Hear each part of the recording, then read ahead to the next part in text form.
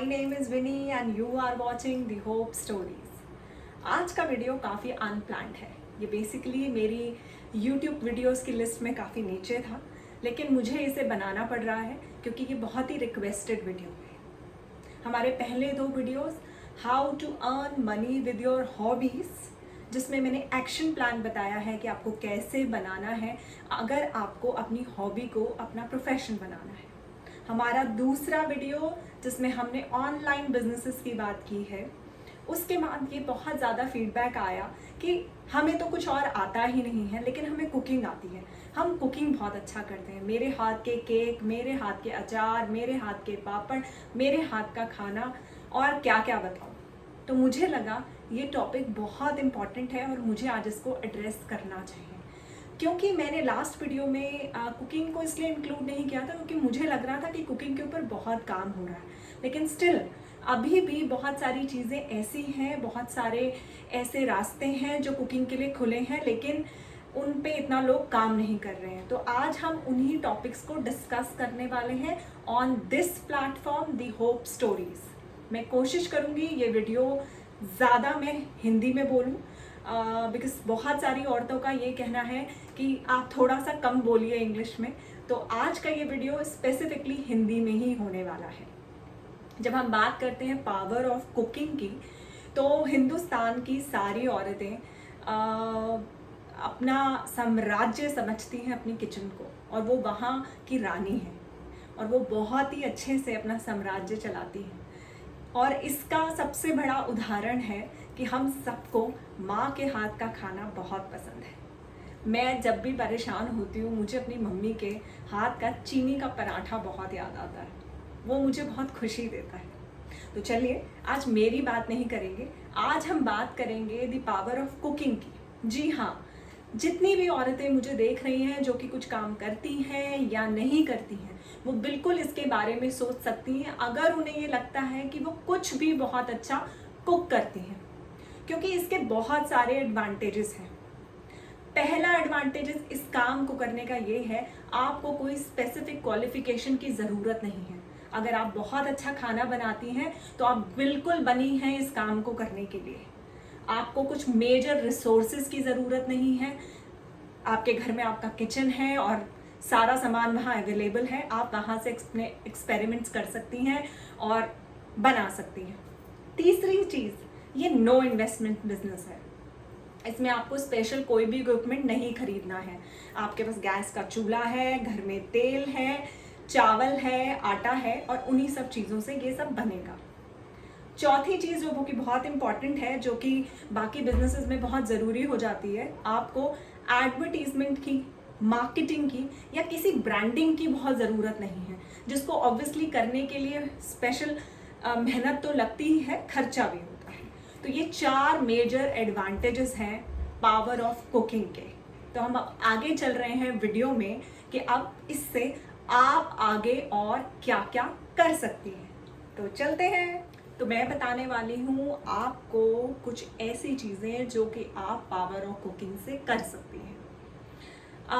ऐसा बिल्कुल हो सकता है कि आपने ये चीज़ें पहले सुनी हो, देखी हो, लेकिन ये आपको डिफरेंट बनाएंगी अगर आप इसे डिफरेंट तरीके से करेंगी. तो आपको उसमें अपना एक टेस्ट डालना है, उसमें आपको अपना एक अंदाज़ डालना है और अपने बिजनेस को डिफरेंट बनाना है. और सबसे पहले मैं ये रिक्वेस्ट करना चाहूँगी आपसे कि आप अपना एक्शन प्लान रेडी करें. तो हम चल रहे हैं अपने आइडियाज़ की तरफ. जो लोग भी पावर ऑफ कुकिंग को यूज़ करके अपना ऑनलाइन बिजनेस या फिजिकल बिजनेस शुरू करना चाहते हैं, तो वो ले सकते हैं बर्थडे पार्टी ऑर्डर्स. यस, ये बहुत ही कॉमन है और कोविड के चलते तो कोई भी नहीं चाहता कि वो बाज़ार से खाना मंगाए. तो अगर आप उन्हें होम कुक्ड खाना दे सकती हैं तो उससे अच्छा कुछ नहीं हो पाएगा. तो बर्थडे पार्टी ऑर्डर्स में आप स्पेशलाइज कर सकती हैं और इसको इस तरीके से शुरू कर सकती हैं.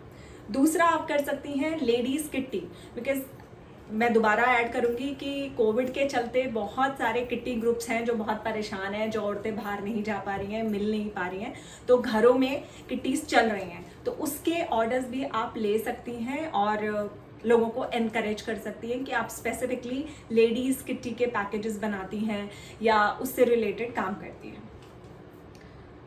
तीसरी एक जगह जो मुझे लगती है कि बहुत अच्छा स्कोप है वहाँ पर, वो है सीनियर सिटीजन्स क्लब। हाँ जी, यहाँ पे सैटरडेज संडेज को मीटिंग होती है, बहुत सारे इवेंट्स होते हैं, तो आप कुछ ऐसे क्लब्स के साथ जुड़ सकती हैं, या हो सकता है आप खुद भी उन क्लब की मेंबर्स और उनको बोल सकती हैं कि वो आपको एक बार चांस दें और आप वहाँ पे अपनी फूड सप्लाई कर सकती हैं। फैमिली गेट टुगेदर, इससे तो आप बेसिकली शुरुआत ही कर सकती हैं, क्योंकि अगर आप अच्छा खाना बनाती हैं तो फैमिली में सब जानते हैं और बहुत अच्छा फीडबैक आपको वहाँ से मिल ही जाता होगा। तो फैमिली गेट टुगेदर से भी स्टार्टिंग की जा सकती है। आप बोल सकती हैं सबको कि आप इसको अपना प्रोफेशन बनाने जा रही हैं और सब आपको मौका दें। डेली टिफिन सर्विसेज मुंबई में काफ़ी कॉमन कल्चर है, लेकिन दिल्ली में भी धीरे धीरे ये कल्चर आ रहा है और ये कल्चर आगे बढ़ेगा, क्योंकि बहुत सारे बच्चे दिल्ली आते हैं, मुंबई जाते हैं, पूना जाते हैं, बेंगलोर जाते हैं पढ़ने के लिए। और टिफ़िन सिस्टम एक ऐसी चीज़ है जहाँ जो बच्चे घर का खाना मिस कर रहे होते हैं वो बहुत इंटरेस्ट के साथ उस खाने को खाते हैं, और अगर आप उसमें को प्यार से बनाएंगी और अपने पन से बनाएंगी तो मुझे लगता है ये बहुत बढ़िया काम है और इसको किया जा सकता है। एक यहाँ जो मैं बात करना चाहती हूँ वो मैं चाहती हूँ स्पेशलाइज्ड कुकिंग की बात। मैंने मोस्टली देखा है कि जब भी कुछ लोग घर से इन कामों को स्टार्ट करते हैं वो किसी भी चीज़ में स्पेशलाइज नहीं करते हैं। उन्हें कोई भी ऑर्डर आता है वो इसको करने लग जाते हैं। मुझे ऐसा लगता है कि आपकी कुछ ना कुछ स्पेशलाइजेशन होती है। या तो आप केक बहुत अच्छा बनाती हैं, या आप अचार बहुत अच्छा बनाती हैं, या आप छोले भटूरे बहुत अच्छा बनाती हैं, क्योंकि कोई भी एक इंसान हर चीज़ अच्छी नहीं बना सकता जब तक उसके पास एक टीम नहीं है। तो आप अपनी ब्रांडिंग इस तरीके से भी कर सकती हैं कि मैं 20 किस्म के अचार बनाती हूँ, या मैं 20 किस्म के पापड़ बनाती हूँ, या मैं जंक फूड जो पिज़्ज़ा है, बर्गर है, वो सबसे अच्छा बनाती हूँ।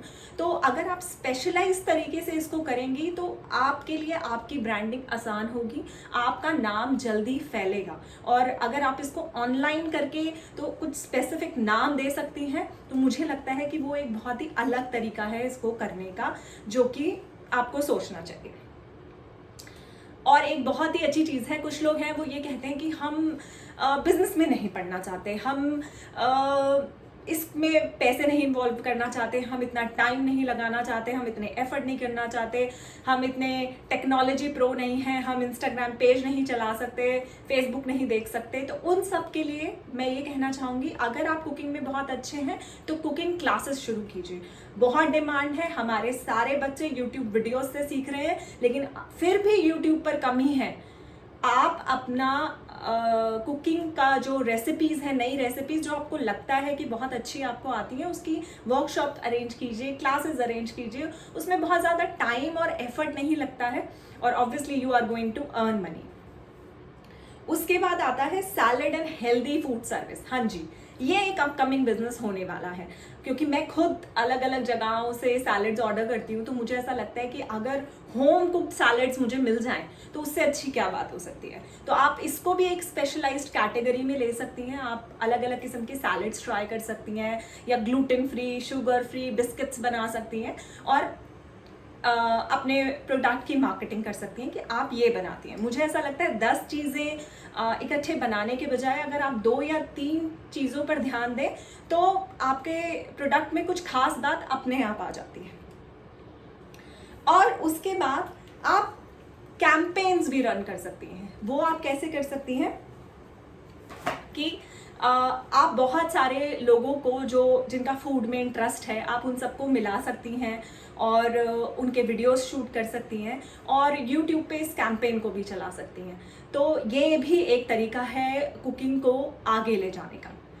2 चीज़ें जो मैं जिन पे चाहूँगी कि आप लोग ध्यान दें और जो बहुत ज़रूरी है और लोग मिस करते हैं, वो है फर्स्ट, आपकी पैकेजिंग बहुत अच्छी होनी चाहिए, क्योंकि आपकी जो पैकेजिंग होती है वो आपका फर्स्ट इम्प्रेशन होता है। तो आप पैकेजिंग पर बहुत ज़्यादा ध्यान दें। ये तो ज़रूरी है ही कि जो आप बना रही हैं वो टेस्टी हो, लोगों को पसंद आए, वो साफ़ सुथरे तरीके से बना हो, कोविड के दौरान उसमें पूरी प्रिकॉशंस ली जाएं, वो सब बातें तो ज़रूरी हैं ही और आपको करनी चाहिए, पर आपको पैकेजिंग पे एक स्पेशल ध्यान देना चाहिए। दूसरी चीज़ इम्पॉर्टेंट है, जो लोग इंस्टाग्राम से करेंगे या जो लोग फेसबुक से करेंगे या जो लोग व्हाट्सएप पे ग्रुप्स बनाएंगे और इस काम को ऑनलाइन करना चाहते हैं, या आप मान लीजिए यूट्यूब पर भी करना चाहती हैं, तो आपके लिए फोटोग्राफी आपकी मार्केटिंग करेगी। आपकी फोटोग्राफी अच्छी होनी चाहिए और उसके लिए आपको कोई महंगा कैमरा लेने की ज़रूरत नहीं है। जो नॉर्मल स्मार्टफोन्स हैं उनसे बहुत अच्छी फोटोग्राफी होती है। आप कुछ यूट्यूब पे वीडियोस देख सकती हैं या कुछ ऐसी साइट्स दे सकती हैं जिससे आप फ्री में ये सीख सकती हैं कि कैसे आपको फोटोग्राफी करनी है। पर फोटोग्राफी पे पूरा ध्यान दीजिए और पैकेजिंग पे पूरा ध्यान दीजिए। और अब मैं बात करना चाहूँगी कि हम होप स्टोरी के प्लेटफॉर्म पे कैसे इन औरतों की, इन बच्चों की, इन लड़कों की मदद कर रहे हैं जिनके अंदर कुछ ना कुछ स्किल्स हैं या जो अपना ऑनलाइन काम शुरू कर रहे हैं। हम होप स्टोरी को एक कम्युनिटी बना रहे हैं जहाँ पर अगर मैं ज्वेलरी का काम करती हूँ या मैं कपड़ों का काम करती हूँ और आप खाने का काम करती हैं, तो मैं आपके लिए बायर हो सकती हूँ और आप मेरे लिए सेलर, और इसी तरीके से वाइज एंड वर्सा भी हो सकता है। तो हम ये मानकर होप स्टोरी पे काम कर रहे हैं। हम इनवाइट कर रहे हैं सारे लोगों को जो घरों से काम कर रहे हैं, स्मॉल बिजनेस कर रहे हैं, घरों से ऑनलाइन कर रहे हैं, छोटे छोटे व्हाट्सएप ग्रुप पर कर रहे हैं, वो हमारे साथ रजिस्टर कर सकते हैं। ये सर्विस बिल्कुल फ्री है और हम उनको अपने फेसबुक पेज पे, अपने ट्विटर पे और अपने इंस्टाग्राम के पेज पे लॉन्च करते हैं। हमारा एक व्हाट्सएप ग्रुप है, उस पर भी हम ये काम करते हैं। और जहाँ भी हमसे हो सकता है, जितना भी हमारा सोशल मीडिया इन्फ्लुएंस है, हम आपकी मदद करना चाहते हैं इन छोटे बिजनेसेस को आगे ले जाने के लिए। तो मैं आप सबसे रिक्वेस्ट करूंगी कि आप इंस्टाग्राम पे होप स्टोरी को फॉलो कर सकते हैं, और अगर मेरे सजेशंस के साथ आप कोई भी काम शुरू करते हैं तो आप प्लीज़ हमें टैग करना ना भूलें। और मैं उम्मीद कर रही हूँ कि ये वीडियो बहुत हेल्पफुल होगा और आप जल्दी ही सोचने वाली हैं कि आप अपनी पावर ऑफ कुकिंग को कैसे यूज़ करने वाली हैं। और बाकी जो इंफॉर्मेशन है वो आपको डिस्क्रिप्शन पे मिल जाएगी। तो keep going and keep growing. Thank you.